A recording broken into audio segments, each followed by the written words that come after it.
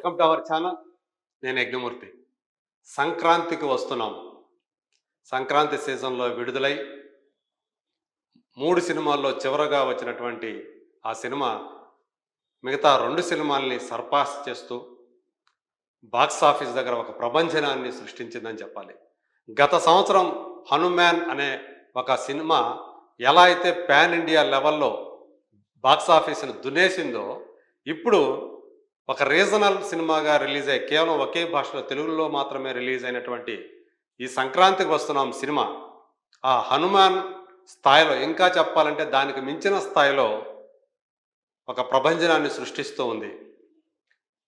చాలామంది అంటే కంటెంట్ వైజ్గా చూసినప్పుడు 'హనుమాన్'తో పోలిస్తే అది మోర్ కంటెంట్ స్ట్రెంగ్త్తో ఉన్నటువంటి సినిమా 'హనుమాన్'.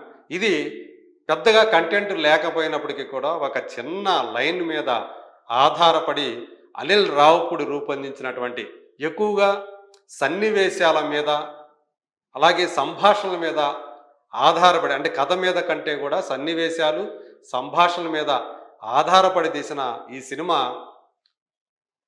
సీనియర్ స్టార్స్ సినిమాల్లోనే ఇదివరకు ఉన్నటువంటి రికార్డునన్నిటినీ కూడా చెరిపేస్తూ ముందుకు తీసుకువెళ్ళిపోవటం చాలామందిని ఆశ్చర్యపరుస్తూ ఉంది.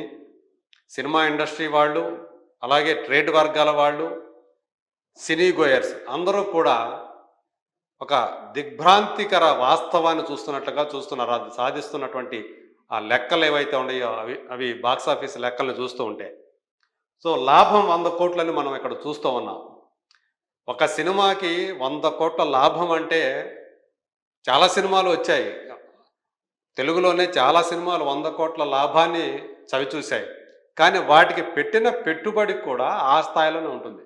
కానీ కేవలం 41.5 కోట్ల రూపాయల ప్రీ బిజినెస్ వాల్యూతో విడుదలైనటువంటి ఈ సినిమా ఇప్పుడు ఏకంగా 142.5 కోట్ల రూపాయల షేర్ని సాధించి ఒక చరిత్ర సృష్టించింది. అందులో ఆ 41.5 కోట్ల రూపాయల బిజినెస్ వాల్యూని పక్కన పెడితే, అంటే అసలును పక్కన పెడితే, లాభం అక్షరాల 100 కోట్లు ఆ పైమాటే. అంటే ఇది ఏ స్థాయి విజయమో మనం ఊహించుకోవచ్చు. అంటే ₹1 పెడితే ఇప్పటికే ఆ రూపాయి మీద వాళ్ళకి ₹2.5 లాభం వచ్చేసింది. అంటే ఏకంగా 3.5 రెట్ల వాళ్ళకి మొత్తం కలెక్షన్ వచ్చింది. అందులో ఒకటి తీసేస్తే, ఒక వంతు తీసేస్తే ఇంకా 2.5 రెట్ల లాభం. అది కూడా కేవలం 15 రోజుల్లో. ఏ బిజినెస్లో పెట్టినా కానీ ఈ స్థాయి లాభం అనేది రాదు. అట్లా ఈ సినిమాకి ఎవరైతే డబ్బులు పెట్టారో, డిస్ట్రిబ్యూటర్లు కానివ్వండి, బయ్యర్లు కానివ్వండి, వాళ్ళందరూ కూడా ఇప్పుడు వాళ్ళ డబ్బులు లెక్క పెట్టుకోవడానికి వాళ్ళకి టైము సరిపోవట్లేదంటే పరిస్థితి ప్రస్తుతం. సో ప్రతి షో కూడా, అంటే వీక్ డేస్లో కూడా మార్నింగ్ షో మ్యాట్నీలకి ఒక మోస్తరుగా కలెక్షన్స్ ఉన్నప్పటికీ కూడా ఫస్ట్ షో, సెకండ్ షో ఇవి చాలా వరకు థియేటర్లు నిండుతున్నాయి. ఇప్పటికీ కూడా ఎక్కడైతే సంక్రాంతికి వస్తున్నాం అనే సినిమా ఆడుతుందో ఆ స్క్రీన్స్ అన్నీ కూడా, ఆ థియేటర్లు అన్నీ కూడా కళకళలాడుతున్నాయి అని చెప్పేసి చెప్తున్నారు. ఇప్పటి వరకు కూడా, అంటే 15 రోజుల్లో ప్రపంచవ్యాప్తంగా ఈ సినిమా 245 కోట్ల రూపాయల పైనే గ్రాస్ సాధించింది అని చెప్పేసి ట్రేడ్ వర్గాల వాళ్ళ నుంచి మనకు అందుతున్నటువంటి సమాచారం. ఇందులో 142.5 కోట్ల రూపాయల షేరు. సో దాన్ని బట్టే మనం అర్థం చేసుకోవచ్చు. అంటే 101 కోట్ల రూపాయల లాభం వచ్చేసింది. కేవలం 2 తెలుగు రాష్ట్రాల్లోనే ఇది 119 కోట్ల రూపాయల షేర్ని సాధించింది. సో అట్లా, అంటే ప్రపంచవ్యాప్తంగా చూసుకున్నప్పుడు 142.5 కోట్లు అయితే 2 తెలుగు రాష్ట్రాలకు సంబంధించి 119 కోట్ల షేర్ ఈ సినిమా సాధించింది.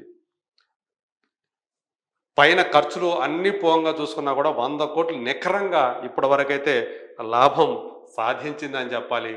ఇక తెలంగాణలో కానివ్వండి, రాయలసీమలో కానివ్వండి, ఆంధ్రాలో కానివ్వండి, ఈ సినిమా మీద పెట్టుబడులు పెట్టిన వాళ్ళందరి పంట పండిందని చెప్పాలి. తెలంగాణలో దీని వాల్యూ కేవలం 8.5 కోట్లు, దీని ప్రీ బిజినెస్ వాల్యూ. అట్లాంటిది ఏకంగా ఇక్కడ 38 కోట్ల రూపాయల పైనే షేర్ సాధించిందంటే, సో అంటే ఇక్కడ మరి రూ. 3 కంటే కూడా ఎక్కువ లాభం వచ్చింది. సో ఆ రేంజ్లో తెలంగాణలో ఈ సినిమా అందరికీ కూడా కనక వర్షాన్ని కురిపించిందని చెప్పాలి. ఈవెన్ రాయలసీమలో చూసుకుంటే 16.5 కోట్ల రూపాయల పైనే షేర్ వచ్చింది. అక్కడ బయ్యర్లు పెట్టింది 6.5 కోట్లు.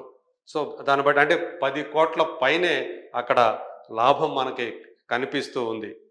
ఇక రిమైనింగ్ ఆంధ్ర కూడా అదే విధంగా ఉంది.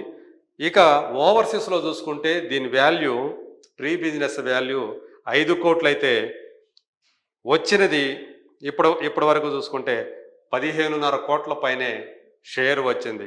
అంటే అక్కడ కూడా చాలా పెద్ద విజయాన్ని సాధించింది. గేమ్ చేంజర్, డాకు మహారాజు మించి ఓవర్సీస్లో ఈ సినిమాకి మంచి చాలా పెద్ద కలెక్షన్స్ వచ్చాయని చెప్పేసి సో మనకి అందుతున్నటువంటి సమాచారం. ఈ విధంగా వెంకీమామ సీనియర్ స్టార్స్లో ప్రస్తుతం ఈవెన్ చిరంజీవి గారి కంటే కూడా మించి ఆయన సినిమాల్లో ఇప్పటి వరకు కూడా చిరంజీవి గారి సినిమాల్లో సైరా నరసింహారెడ్డి సినిమా అత్యధిక గ్రాస్ పరంగా కానీ షేర్ పరంగా కానీ అత్యధిక వసూలు సాధించినటువంటి సినిమా. ఇప్పుడు అటు గ్రాస్ పరంగా ఇప్పటికే దాన్ని దాటేసినటువంటి సంక్రాంతికి వస్తున్నాం. ఇంకా 1-2 రోజుల్లో ఆ షేర్ను కూడా దాటేయబోతుంది. ఎందుకంటే అది 143 crore రూపీస్ షేర్ సాధించింది. ఇప్పుడు ఆల్రెడీ ఇది 142 crores సాధించింది. సో అట్లా ఆ సినిమా చిరంజీవి గారిని కూడా దాటేసి గ్రాస్ పరంగా చూసుకున్నప్పుడు నెంబర్ 1 పొజిషన్లో వెంకీమామ ఉన్నారు. మరి రానున్న రోజుల్లో ఈ సినిమా 300 కోట్ల గ్రాస్ ఆ మైలురాయిని కూడా దాటి దాన్ని సాధించినటువంటి ఏకైక సీనియర్ స్టార్గా వెంకటేష్ నిలవబోతున్నారని చెప్పేసి ట్రేడ్ పండితులు అంచనా వేస్తున్నారు.